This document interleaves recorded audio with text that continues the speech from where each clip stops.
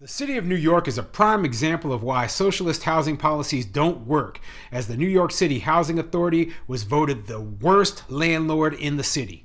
I'm Tony, and this is Real Estate Investing and Landlord News.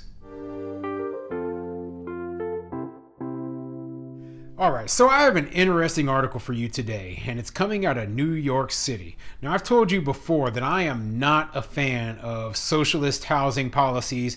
I'm not a fan of, socialism in general. And a lot of the new, laws and rules and regulations that they're putting on landlords are, in my opinion, an extension of socialism and trying to push socialism, out there. So, obviously, there are public housing authorities out there in places like New York, and they're absolutely huge, and they have just tons and tons of units.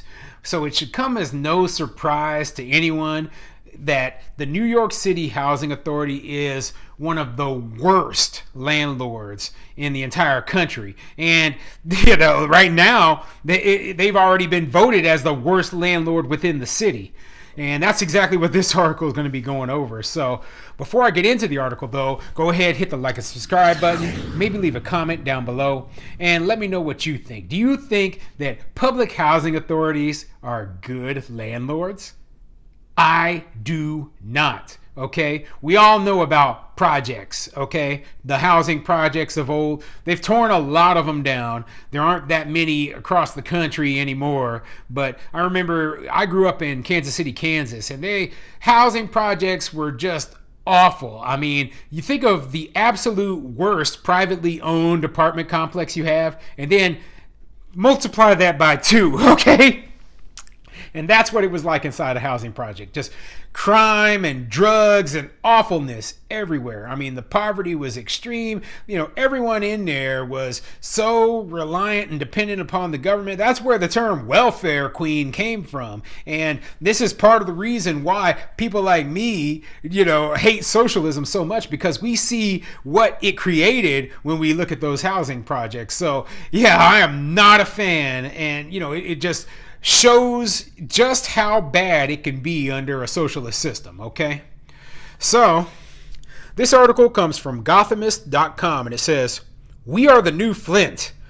New York City Housing Authority cited again as city's worst landlord." All right, let's see what this article says. New York City's Public Housing Authority is still the city's worst landlord, according to the annual list released by the public advocate Jermaine Williams' office Thursday, with a whopping 600,000 open requests for unfinished repairs. Broken elevators, leaks, mold, mildew, infestations, rats on the ground, mice in the building, said Sandria Coleman, a tenant of the Isaacs houses on the Upper East Side, when asked to comment on New York City Housing Authority's dubious distinction. Coleman, who organizes others in her building, said she's used to her neighbors telling her, "My apartment is clean. It's spick and span, but I can't get rid of these roaches. You cannot make this up. We are the new Flint."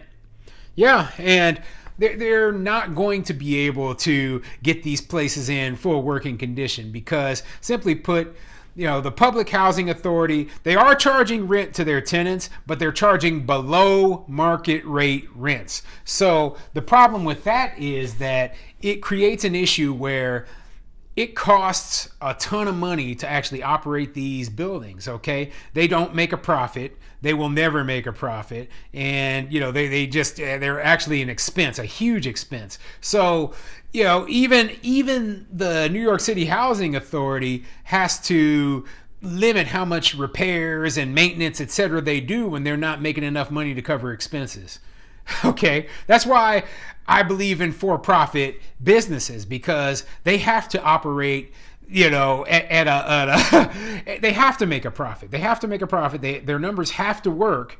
They can't just have people in there living on, for nothing or losing money, because they can't maintain their buildings if they don't. And if they can't maintain their buildings, they can't raise rent. And if they can't raise rent, they can't make money. So it's like a vicious cycle where, you're constantly making repairs, doing maintenance, doing upgrades. As tenants move out, you fix the units up. You do long-term capital expenditure stuff because you want to keep making your money. That's what we do. We're landlords. We understand it, but they don't understand it as the tenants, right? So they end up with all these issues, and then they're sitting there wondering, like, why don't they fix it? Well, they don't have the money to fix it, okay? And then you throw in something like the eviction moratorium on top of that, and guess what? The city housing authority had the same eviction moratorium placed on them that all the private landlords did. So they had a whole bunch of tenants who weren't paying, and they were living in public housing, okay, whether they were suffering under the eviction moratorium or not. And who knows if they were, because they didn't have to prove it, that's for darn sure.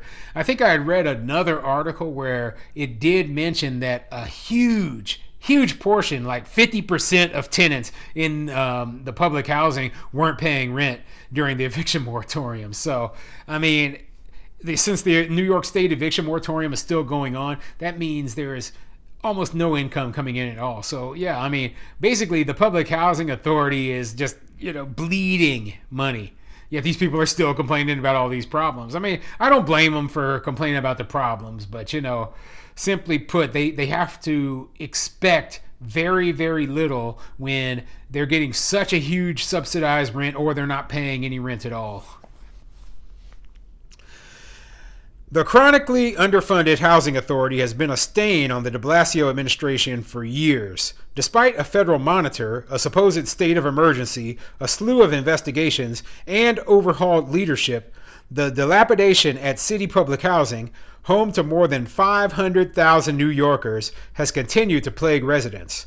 Last month, public housing tenants had 600,480 open requests for repairs, a number that's been steadily on the rise since the start of the pandemic. Open requests had peaked under former Mayor Michael Bloomberg at 423,000 and dropped down to 274,000 in 2013.